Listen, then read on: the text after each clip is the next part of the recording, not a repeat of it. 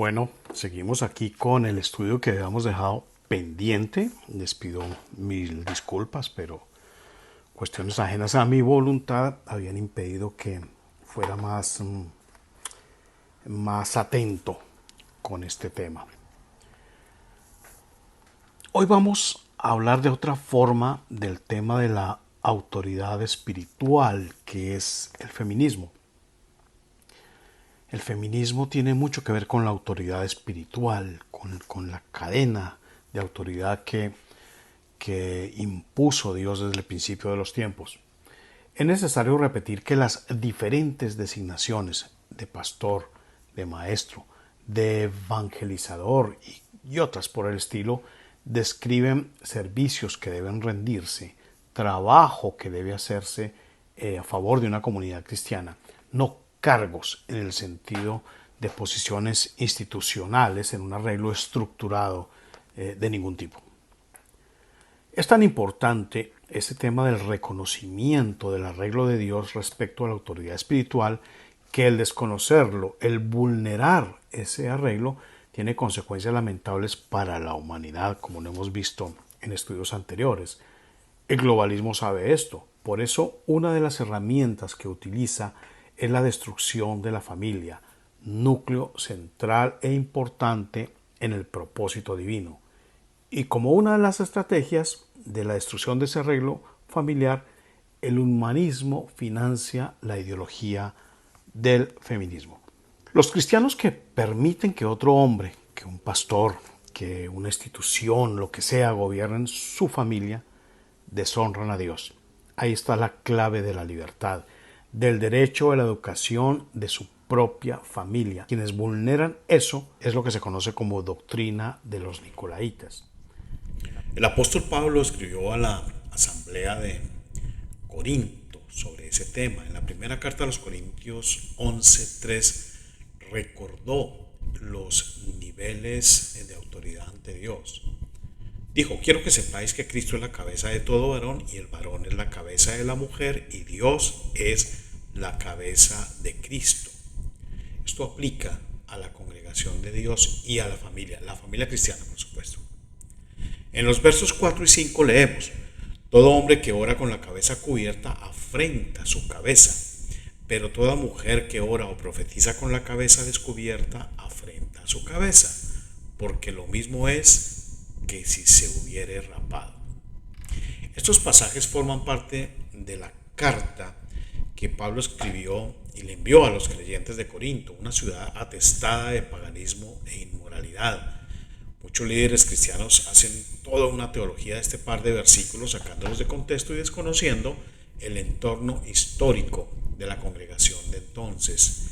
Dicen que las mujeres deben ponerse algún tipo de sombrero o de velo para hablar en la congregación y que los hombres deben ir con la cabeza descubierta a los sitios donde se congregue la iglesia. Esto, por supuesto, muestra una ignorancia total acerca de estos temas escriturales. De lo que habla el apóstol acá es del viejo problema que hemos tratado en esos estudios. La doctrina de los nicolaitas que pervierte el arreglo de la autoridad divina, dándole a los pastores y demás líderes religiosos una autoridad que no es bíblica sino pagana, y por medio de la cual esos pastores ejercen control y dominio pervertido sobre las personas que buscan a Dios. El problema de la congregación de Corinto era que estaba muy permeada por las prácticas y enseñanzas paganas, no porque las mujeres fueran a la iglesia cristiana, que ni existía en esa época, tal como se conoce hoy en día, sino que luego de más de 400 años después de que se escribiera esta carta. Pablo habla acá de cobertura espiritual, no de sombreros. Por eso dice que todo hombre que ore o profetice con la cabeza cubierta, es decir, bajo autoridad o cobertura de otro hombre, deshonra a su cabeza que es Cristo. En el capítulo 1 de esa misma carta, en los versículos 11 en adelante, Pablo increpa a esta congregación contaminada por la doctrina pagana de los nicolaitas y les dice que las contiendas entre ellos, clamando que yo soy de Pablo, que yo soy de Apolos, que yo soy de Cefas, etc., es algo detestable, ya que nadie le pertenece a nadie más que a Cristo. Nadie puede ser seguidor de otra persona sino solamente de Cristo, que es la cabeza de todos los varones, no hombre alguno. Jesús ya había advertido sobre esa inclinación demoníaca a colocarnos bajo autoridad espiritual de otro hombre. En Mateo 20, 21 al 28 habla de eso. Allí podemos leer acerca de la madre de Santiago y Juan, quien se acercó a Jesús y montó un teatro exagerado, un falso teatro de adoración. Jesús se percató de que algo buscaba y con tanta salamería y tanta cosa, y le preguntó qué era lo que quería. Ella pidió que sus dos hijos se sentaran uno a la derecha y el otro a la izquierda de Jesús en su reino. Eso era tráfico de influencias, ni más ni menos. Eso intentó hacer. Jesús le habló a sus apóstoles sobre esa doctrina pagana de dominio y control del hombre sobre el hombre. La respuesta de Jesús fue contundente a esta señora. Le dijo que eso no era con él, el asunto no era con él, ni él trataba esos temas, ni siquiera lo decidía él, sino solamente su padre. Los demás apóstoles se indignaron con toda la razón, ya que esta mujer estaba aprovechando esa salamería, ese cepillo, para pedir unas cosas que Jesús no podía dar para sus hijos, puestos en una jerarquía nicolaíta. En el versículo 25 en adelante les dice: ustedes saben que los príncipes o poderosos, también es una traducción, entre los gentiles ejercen dominio sobre el pueblo, y los que son grandes en autoridad ejercen su dominio sobre las naciones, es decir, sobre el pueblo. Pero entre vosotros, está hablando a los cristianos, no será así. O sea, entre ustedes los cristianos eso no va a pasar. Cualquiera que desee ser el mayor debe convertirse en siervo, o sea, en ministro, servidor. Cualquiera que quiera ser grande debe ser un servidor, un sirviente. Jesús recalca una y otra vez esto. Él recalca que él odia la doctrina de los nicolaitas, que es el dominio y control espiritual del hombre sobre el hombre. En Apocalipsis 2, el versículo 6 y el 15 lo dice una y otra vez y otra vez. Él detesta la doctrina y los hechos de los nicolaitas. Sobre esa cadena de mando y los diversos puestos, cargos, entre comillas, de apóstoles, profetas, maestros, vamos a hablar más adelante. Hoy trataremos aquí lo anunciado, que es la cadena de autoridad bíblica desde la misma célula de la sociedad, la familia.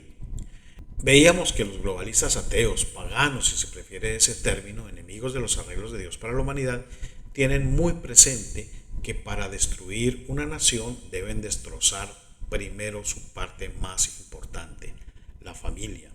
Engels lo tenía muy claro, por eso en su libro El origen de la familia, la propiedad privada y el Estado, escribe que es imperativo para destruir la sociedad cristiana occidental. Dice que es imperativo aniquilar en ese orden lo siguiente: la familia primero, luego la propiedad privada, para así poder tomar el Estado.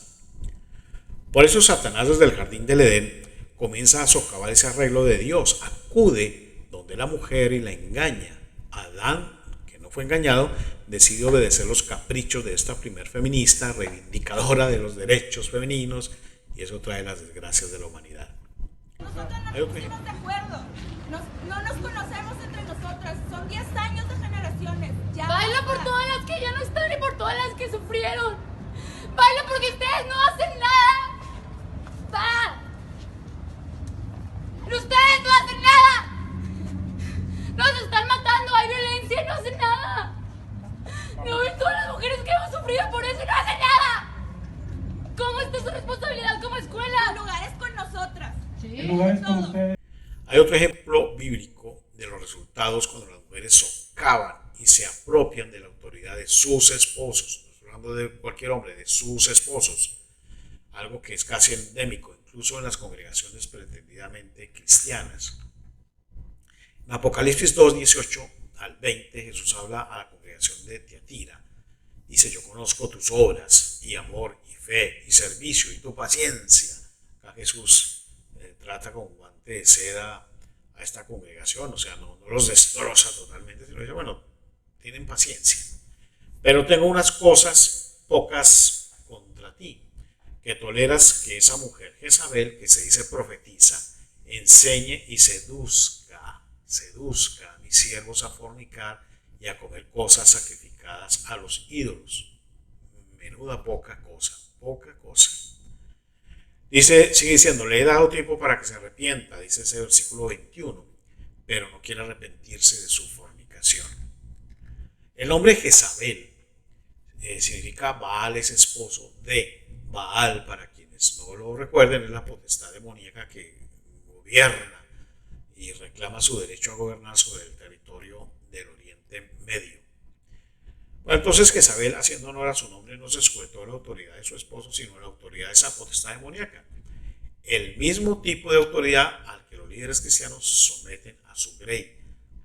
Lo grave aquí fue que el esposo de Jezabel lo permitió. Permitió que ella tomara decisiones en su hogar y en su reino. Grave error.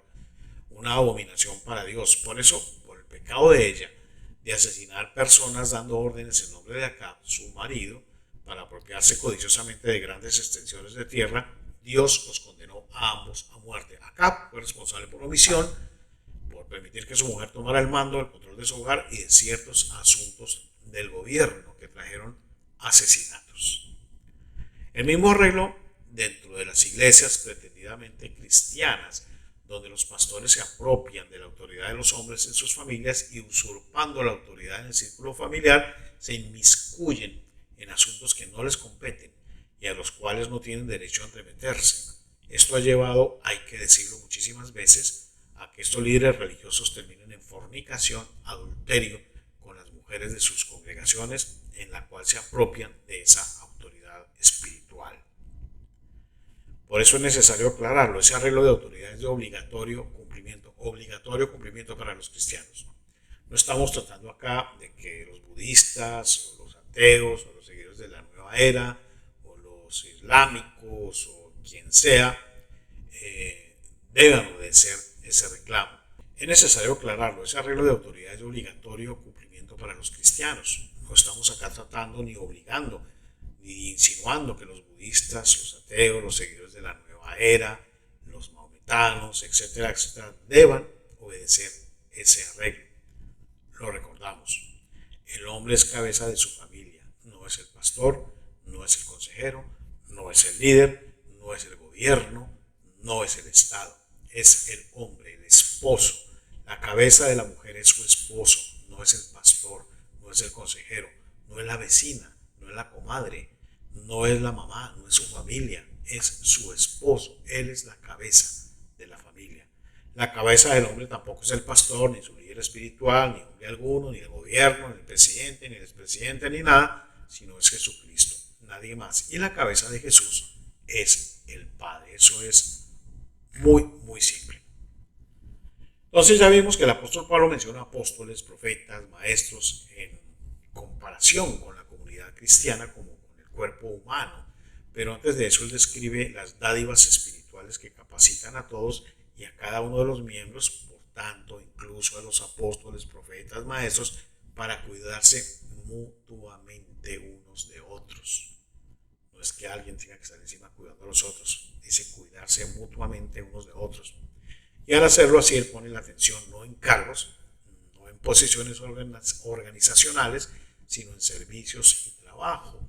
Él dice, hay diferentes maneras de servir, pero eso está en 1 Corintios 2, 5 al 7 y el 11. Hay diferentes maneras de servir, pero es a un mismo Señor a quien servimos, y hay diferentes maneras de hacer las cosas, pero es un mismo Dios el que las hace en todas las personas. Dios da a cada uno alguna prueba de la presencia del Espíritu para el provecho de todos, pero todas estas cosas las hace el único y mismo Espíritu, el cual reparte las diferentes capacidades a cada persona según Él mismo quiere. En el versículo 28 de la porción citada de 1 Corintios 12, junto con nombres tales como apóstoles, maestros, profetas, el apóstol también lista algunas formas verbales como asistir a los necesitados, presidir la asamblea. Dice, así en la iglesia Dios ha encomendado diferentes funciones, dice 1 Corintios 12, 28, poniendo a unos como apóstoles, a otros como profetas, a otros como maestros. También hay los que hacen milagros, los que pueden sanar a otros, los que ayudan, los administradores y los que poseen el don de hablar en lenguas extrañas. Algunas traducciones convierten estas formas verbales en nombres tales como ayudantes, administradores, la versión estándar, la versión revisada estándar. Ayudantes, buenos guías, dice la Biblia de Jerusalén. Ayudantes, consejeros, dice la Phillips en Modern English. Asistentes, administradores, New American Bible, la edición revisada. Los que tienen habilidad para ayudar a otros o poder para guiarlos, de New English Bible. Hay un erudito que lo hemos citado acá, se llama Robert Banks, que dice que esas dos formas verbales griegas simplemente significan prestar atención, dar dirección de un modo menos personalizado, obras de ayuda, iniciativas prácticas. Son tan cercanas, dice él, entre ellas como sea posible. Y dice, estos términos no son de carácter técnico, ciertamente no tienen nada que ver con posiciones oficiales en la iglesia. Su aplicación a funciones más bien que a personas envueltas en esas funciones, su rango tan bajo en la lista de dádivas y quizás su aparición solo aquí en el Nuevo Testamento apoyan esto. En la obra New International Dictionary of the New Testament Theology, el tomo 1, página 197, para quienes quieran consultarlo, dice, encontramos lo siguiente. El presente escritor cree en la iglesia conocida por Pablo todavía no había cargos institucionalizados o diferenciados con precisión. Esto se confirma por la lista de dádivas en Romanos 12:8, donde el provistámenos, dar dirección o cuidar de, se caracteriza por el spoude, celo. El provistámenos se lista junto al didascón, el que enseña, el paracalón, el que exhorta, el eleón o el que hace las obras de caridad. Todas esas palabras son, nuevamente, formas verbales que sugieren una actividad y no un cargo. Entonces, el texto de primera carta a los Corintios 12, 5 al 7 y el 11 dice lo siguiente. Hay diferentes maneras de servir, pero es a un mismo Señor a quien servimos. Esta carta está dentro del mismo contexto del término de enseñanza que estaba Pablo escribiéndoles a los de la iglesia de Corinto, tan permeada por el paganismo. Sigue diciendo, y hay diferentes maneras de hacer las cosas, pero es un mismo Dios el que las hace en todas las personas. Dios da a cada uno alguna prueba de la presencia del Espíritu para el provecho de todos, el servicio de todos. Pero todas estas cosas las hace el único y mismo Espíritu, el cual reparte las diferentes capacidades a cada persona según Él mismo quiere. En ese versículo 28 de la porción antes citada de 1 Corintios 12, junto con nombres tales como apóstoles, maestros, profetas, el apóstol también lista algunas formas verbales, ponga mucha atención, formas verbales como asistir a los necesitados, presidir la asamblea, presidir la eclesia, presidir la congregación. 1 Corintios 12, 28 dice así, en la iglesia Dios ha encomendado diferentes funciones, poniendo a unos como apóstoles, a otros como profetas, a otros como maestros. También hay los que hacen milagros, los que pueden sanar a otros, los que ayudan, los administradores y los que poseen el don de hablar en lenguas extrañas. No lenguas que nadie puede comprender, lenguas que no son, digamos, normales, comunes, mejor es la palabra, para quienes está hablando. Entonces, algunas traducciones convierten estas formas verbales en nombres, en títulos tales como ayudantes, administradores, eso lo habla la versión estándar revisada, ayudantes, buenos guías, dice la Biblia de Jerusalén, ayudantes, consejeros, dice la Phillips Modern English, asistentes, administradores, dice la New American Bible.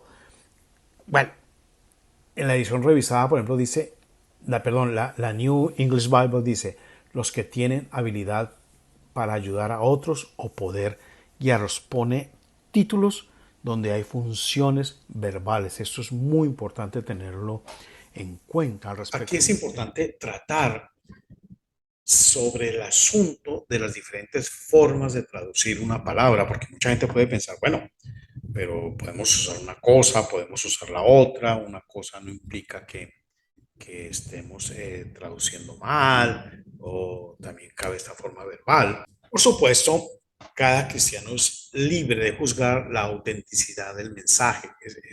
Eso forma parte de nuestro crecimiento espiritual. Cada uno de nosotros está obligado, si cabe ese término, a juzgar lo genuino de cualquier mensaje que le sea presentado. Cada uno debe tomar su propia decisión en cuanto a su validez, haciéndolo sin importar las pretensiones que acompañen a este mensaje, sin tener en cuenta el ropaje de autoridad con el que venga investido.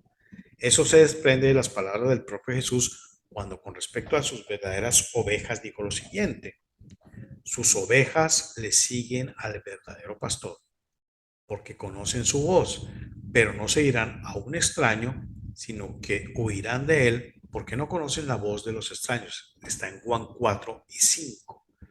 Jesús está ordenando aquí a que sus ovejas juzguen por sí mismas si es Jesucristo quien les habla a través del mensaje que estén recibiendo o es un impostor, un falsificador, un salteador. Cuando el mensaje está cargado de exaltación de los hombres mediante habla autoritaria o está lleno de propuestas dogmáticas, legalistas, que anulan totalmente la tolerancia, la compasión, que desvirtúan la gracia de Dios al asegurar que podamos comprar con billetes de alta denominación su misericordia, necesariamente ese mensaje debe tener un sonido extraño para las ovejas que conocen la palabra, sin importar si tal mensaje proviene de personas que alegan representar al gran pastor o no, porque encontramos en muchas iglesias de que den dinero y dependiendo del dinero se les hará, de la denominación del billete, se les hará el milagro, cumplirán sus sueños, Dios quiere que ustedes sean ricos, pero tienen que dar, etcétera, etcétera. Eso no lo dice la Biblia. Antes de adherirse al punto de vista que a veces se escucha en cuanto a que incluso estando equivocados hay que seguir adelante y no fijar su mirada en hombres que enseñan mal, eso lo dicen todas estas denominaciones, todos los líderes y todas las ovejas que repiten como loros esta frase. No importa si el mensaje está mal dado.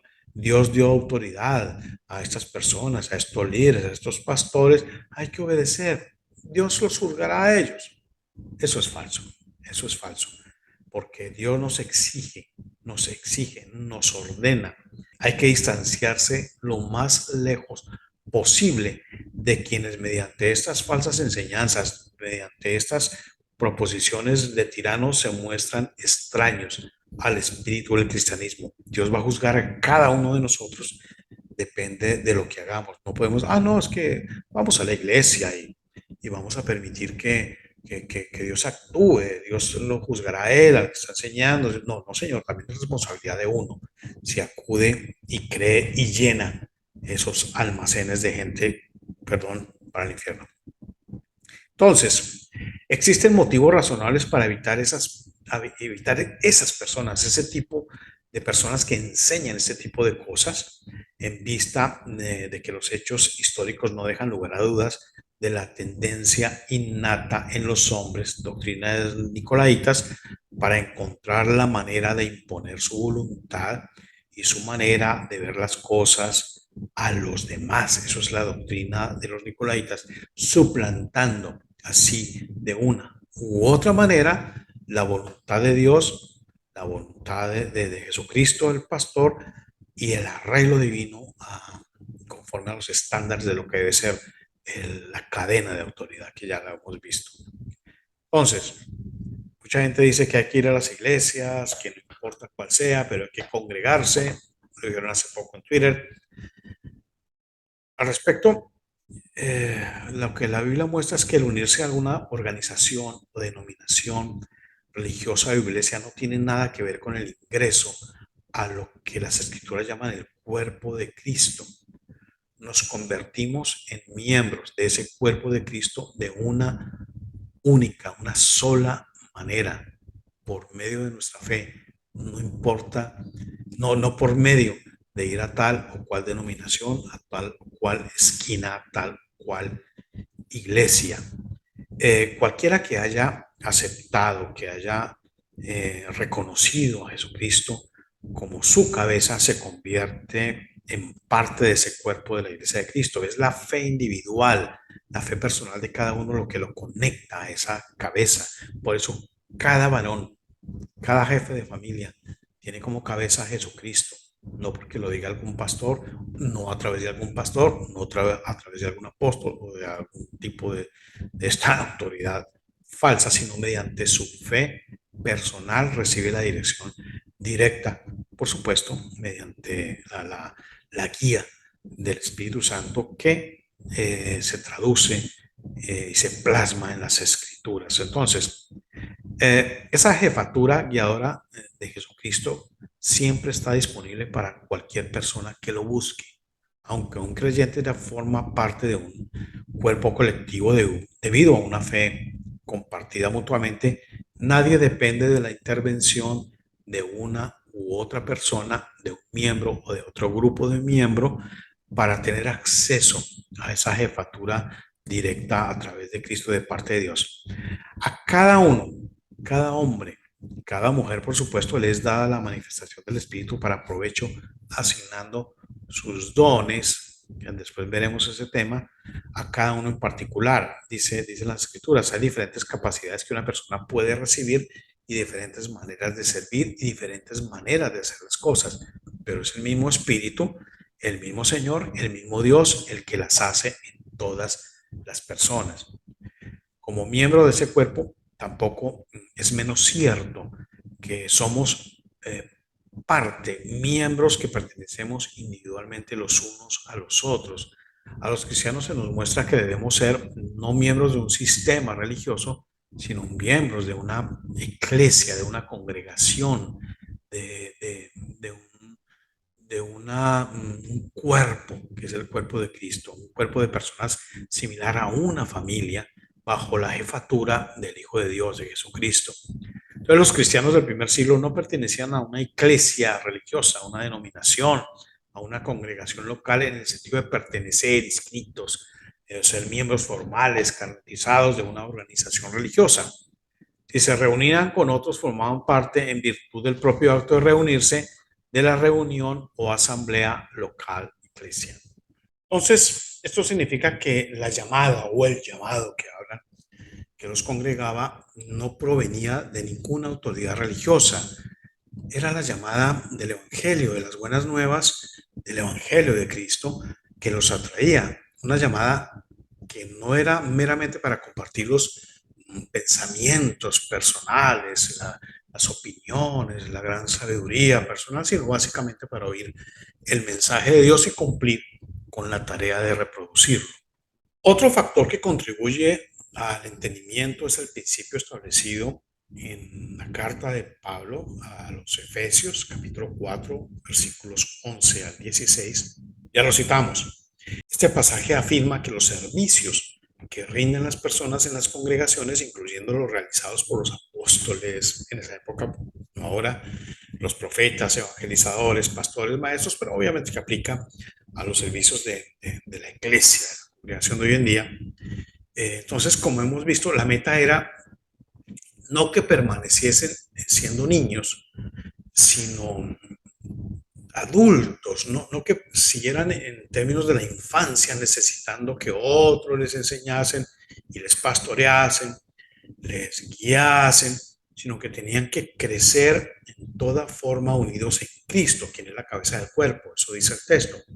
El paso del tiempo debería reducir su necesidad de que otros les estuviesen rindiendo esos servicios, enseñanza, etcétera, etcétera, y que debería aumentar la habilidad de cada creyente, de cada persona que se unía a esa congregación, no en términos de denominación, sino cada persona que llegase a conocer a Cristo, debería disminuir la dependencia, si se quiere, espiritual o de conocimiento o de enseñanza de otras personas, y debería aumentar la propia habilidad para actuar como personas adultas, maduras, que no son constantemente dependientes de otros.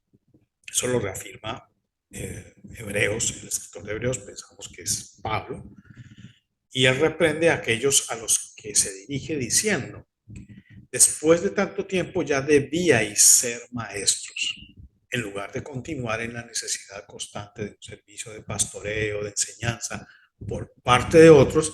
Cada cristiano debería haber adquirido fuerza para ser capaz de acudir por sí mismo en ayuda de los demás. O sea, no está recibiendo, sino dando. Pablo escribe no a los representantes de una iglesia, no a sus líderes, a los pastores, ancianos, siervos, no sé qué, como quieran, de una organización, sino a los cristianos de Galacia en general y por supuesto a todos nosotros. En el texto de Gálatas 6:1-2 dice: hermanos, si alguno incurre en falta, vosotros que sois hombres de espíritu, debéis corregirle con amabilidad. Manteneos todos sobre ese aviso, porque nadie está libre de ser puesto a prueba. Ayudaos mutuamente a llevar las cargas y así cumpliréis la ley de Cristo. Aquí no está haciendo un llamado a que acudan donde el pastor, acudan donde el líder de la congregación, acudan todos, todos debemos estar ayudándonos unos a otros, guiándonos, exhortándonos para poder crecer en Cristo. Aunque cada uno, insisto, es libre de creer lo que le parezca, de interpretar las escrituras como le convenga, no es menos cierto que hay una sola verdad, hay una sola, y que esa verdad es la bendita palabra de Dios como un todo, esa verdad a la que solamente el Espíritu Santo nos puede conducir de manera personal, no como una manada de ovejas, sino de manera personal para formar parte, ahí sí, del rebaño, de las ovejas de Cristo. Si abordamos el tema con honestidad y humildad, seguramente Dios nos guiará hacia esa verdad. Esa es la enseñanza de las Escrituras. Si nos apartamos de esa verdad por intereses egoístas o de cualquier otro tipo, nos causaremos daño a nosotros mismos. Es importante que nos examinemos interiormente para descubrir esa motivación. Lo dice el apóstol Pablo en la segunda carta a esa congregación permeada por el paganismo de los corintios. Lo dice, 2 Corintios 13:5. Pónganse a pensar en su manera de vivir y vean si de verdad siguen confiando en Cristo. Hagan la prueba y si la pasan es porque Él vive en ustedes.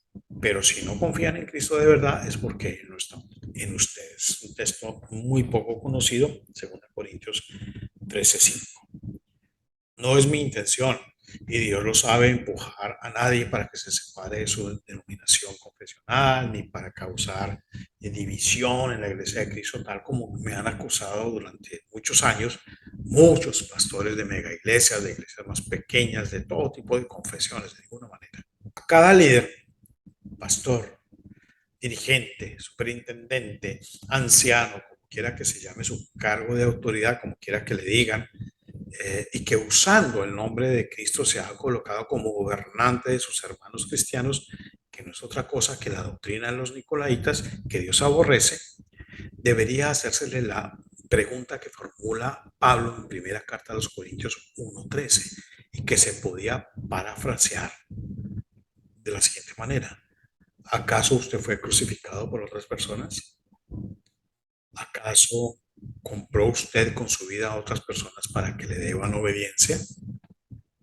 A quienes detentan títulos ostentosos como escatólogo, apologista, teólogo, doctor, PhD, maestro en alta crítica y demás méritos que puedan escribir a favor de su autoridad espiritual, entre comillas, y con los cuales pueden atemorizar a los ignorantes escriturales, a quienes pretendan buscar la dirección personal del Espíritu Santo, les llega esa advertencia amorosa y esa exhortación final que habla Pablo en la primera carta a Timoteo, un discípulo suyo, capítulo 6, versículos 20 al 21. Oh, Timoteo, guarda lo que se ha encomendado, evitando las profanas pláticas sobre cosas vanas y los argumentos de la falsamente llamada ciencia, la cual, profesando algunos, se desviaron de la fe.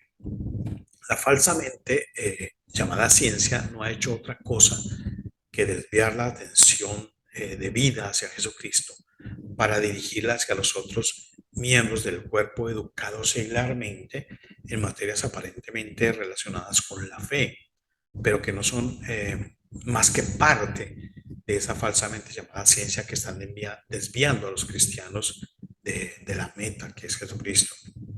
Pablo era un hombre educado con todo rigor de la ciencia seglar, tuvo toda la experiencia para hacer la siguiente siguiente declaración en esa misma carta a los Corintios, capítulo 1, 26 al 31. Dice: mirad, hermanos, quienes habéis sido llamados. No hay muchos sabios según la carne, ni muchos poderosos, ni muchos de la nobleza. Ha escogido Dios más bien lo necio del mundo para confundir a los sabios. Y ha escogido Dios lo débil del mundo para confundir lo fuerte. Lo plebeyo y despreciable del mundo ha escogido Dios.